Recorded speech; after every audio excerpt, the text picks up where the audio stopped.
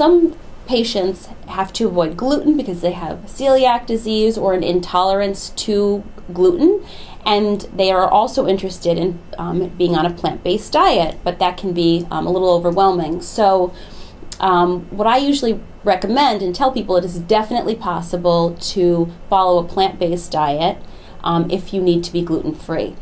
All fruits and vegetables are naturally gluten-free. Beans are gluten-free, and of course nuts and seeds are also gluten-free. So the less processed foods you eat, the less you have to worry about gluten. The main area where gluten comes in are grains. So there are certain grains that may be healthy for other people that you would need to avoid. For example, of course, whole wheat, and also barley and oats. There are some certified gluten-free oats, but you need to be careful with that.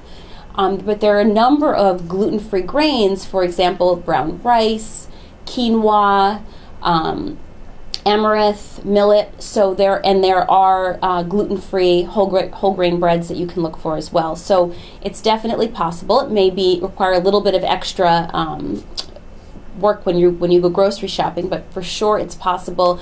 And the best way to do it is to minimize processed foods as much as possible and include whole foods in the diet.